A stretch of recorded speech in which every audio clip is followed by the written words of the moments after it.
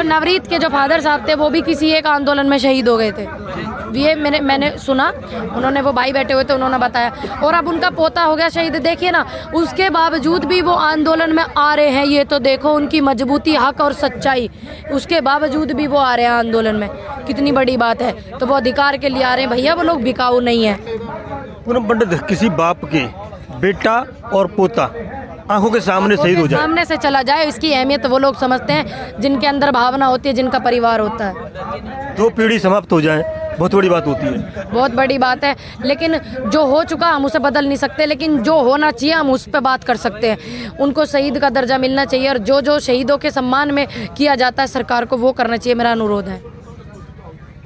अच्छा पूनम पंडित, जैसे कि आपने बताया शहीदों के लिए सम्मान मिलना चाहिए और जो राशि दी जाती है इस तरह की राशि का भी प्रावधान होना चाहिए, उसके लिए किसान अपनी तरफ से क्या प्रयास करेंगे सरकार से?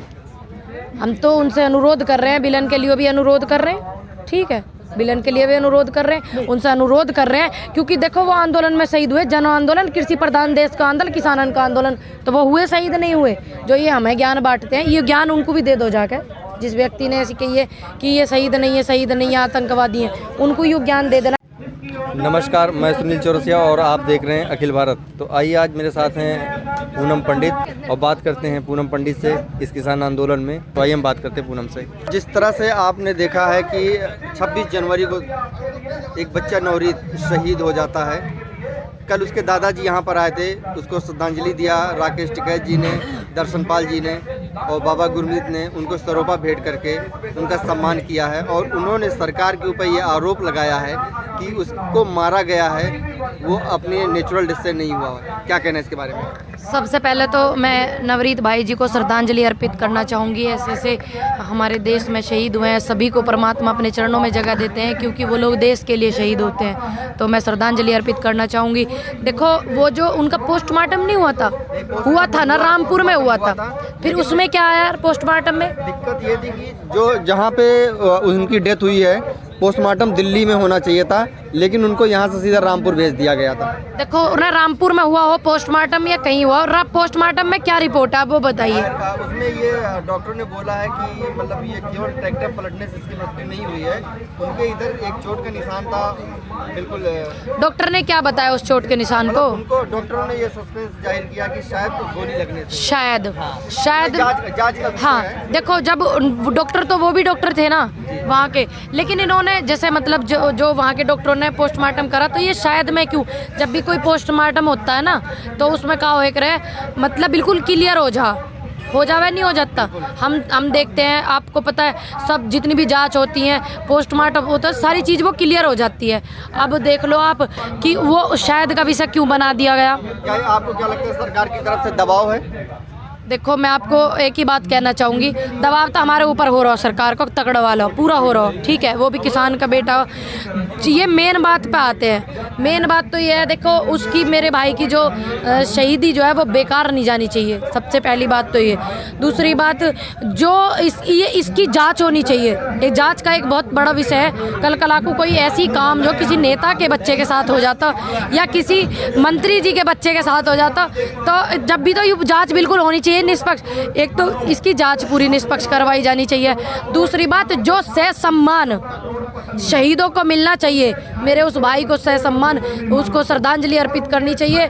सभी देशवासियों की तरफ से मैं श्रद्धांजलि अर्पित करती हूँ। और सरकार को वो चीज़ें जो एक शहीद को दी जाती हैं, मुझे तो इतना पता भी नहीं है क्या क्या दिया जाता है, बहुत कुछ, अनुग्रह राशि दी जाती है जी, तो उनको वो दी जानी चाहिए, क्योंकि उनका मैडम मना कर दिया है कि मतलब इनको कोई शहीद का दर्जा नहीं दिया जाएगा। इससे पहले भी हमारे 100 के ऊपर किसान यहाँ पे शहीद हो, सभी देश में जितने मेरे किसान शहीद हुए हैं वो आंदोलन में शहीद हुए हैं, जितने भी हुए हैं, जितने भी आंकड़ा आ रहा है 207 के समथिंग, तो उन सभी को शहीदों में ही उनकी गिनती आनी चाहिए, ठीक। और जो ये नेता बोल रहे हैं, जो ऐसे कहने लग रहे हैं ना, इन्हें आगे हमसू काम पड़ेगा, हमें नहीं पड़ेगा, इनसू काम आगे, इन्हें हमसू पड़ेगा। या बात को ध्यान रख के ऐसे ऐसे शहीदों की शहादत को ये शर्मसार ना करें।